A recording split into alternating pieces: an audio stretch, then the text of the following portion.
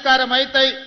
ఈ సమస్యలు పరిష్కారం అవ్వడం ద్వారా నర్సంపేట శాసనసభ నియోజకవర్గం అభివృద్ధి చెందుతుందని ఆశించాను. ఒక్కసారి కాదు, ఈ ప్రాంతంలో బీఆర్ఎస్ కు రాష్ట్రంలో 2 సార్లు అధికారం ఇచ్చిండ్రు. ఈ ప్రాంతం నుంచి శాసనసభ్యుగా ఎన్నికైన వాళ్ళు, రాష్ట్రంలో అధికారంలోకి వచ్చిన వాళ్ళు అభివృద్ధి చెందినరు, ఆస్తులు సంపాదించుకున్నారు, ఆకాశమంతా ఎత్తికి ఎదిగినరు, ఫామ్ హౌజులు కట్టుకున్నారు, విమానాలు కొనుక్కున్నారు, టీవీలు పెట్టుకున్నారు, పేపర్లు రాసుకుంటున్నారు. కానీ నర్సంపేట ప్రజల యొక్క జీవన ప్రమాణాలు మారలేదు. ఈ ప్రాంతంలో విద్యార్థులకు చదువుకోవడానికి బడులు రాలేదు. ఈ ప్రాంతంలోని మా మహిళలకు, స్వయం సహాయక సంఘాలకు 0 వడ్డీ ఇవ్వలేదు. ఈ ప్రాంత రైతాంగానికి పండించిన పంటకు ఇంతకుముందు హెలికాప్టర్లో వస్తున్నప్పుడు మిత్రులు శ్రీనివాసరెడ్డి గారు అన్నారు, ఎక్కడ చూసినా వరి పంటలు, వరి కోతలే కనిపిస్తున్నాయి, ఈ ప్రాంతంలో వరి అత్యధికంగా పండిస్తున్నట్టున్నారు ఈ రైతాంగం అని. నేను గుర్తు చేయదలుచుకుని ఈ ప్రాంత వరి రైతాంగం పండించే రైతులకు ఆనాటి ముఖ్యమంత్రి వరి వేసుకుంటే మీరు ఉరి వేసుకున్నట్టే, ఒక్క గింజ కూడా కొనేది లేదు, మీ దిక్కున్న దగ్గర చెప్పుకోపోండి అని ఆనాటి ముఖ్యమంత్రి అన్నాడు.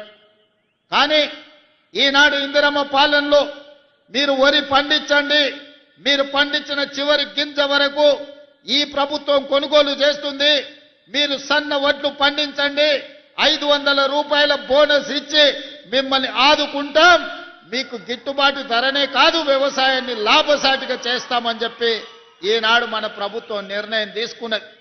ఆనాడు అన్నారు కాంగ్రెస్ అధికారంలోకి వస్తే రైతు బంధు బంద్ అయిపోతుందని, రైతు రుణమాఫీ అబద్ధాలని. నేను ఈనాడు గుర్తు చేయదలుచుకున్న రైతాంగానికి కాంగ్రెస్ వస్తే కరెంటు ఉండదని.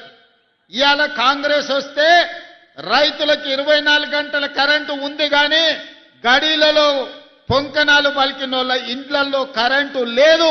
వాళ్ళకున్న కరెంటు మా కాంగ్రెస్ పార్టీ కార్యకర్తలు ఊడబెరికిండ్రు. వాళ్ళకు మాత్రమే కరెంటు పోయింది. తెలంగాణను దోసుకున్న వాళ్ళకు కరెంటు పోయింది. కానీ తెలంగాణలో దుక్కి దున్నే ప్రతి రైతుకు ఈనాడు 24 గంటల ఉచిత విద్యుత్తునిచ్చి, ఉచిత విద్యుత్ అంటే మాది, ఆ పేటెంట్ రైతు మాది. 2004లో దేశంలోనే మొట్టమొదటిసారి రైతాంగానికి ఉచిత కరెంట్ ఇస్తామని ఎల్బీ స్టేడియంలో ఆనాటి ముఖ్యమంత్రి డాక్టర్ వైఎస్ రాజశేఖర రెడ్డి గారు మొట్టమొదటి సంతకం పెట్టి రైతులకు ఉచిత కరెంట్ ఇస్తాం, వ్యవసాయాన్ని లాభసాటిగా చేస్తాం, రైతును రాజు చేసే బాధ్యత మేము తీసుకుంటామని ఆనాటికి ఉన్న రైతుల బకాయిలు 1200 కోట్లు మాఫీ చేయడమే కాకుండా వాళ్ళ మీద ఉన్న వందలాది క్రిమినల్ కేసులు ఎత్తేసింది. అలా మొదలైన 2004 ఉచిత కరెంటు ఈనాడు 24 గంటలు కాంగ్రెస్ పరిపాలనలో అందిస్తున్నామంటే ఆ పేటెంట్ రైతు మనది, మనం కొనసాగిస్తున్నాం.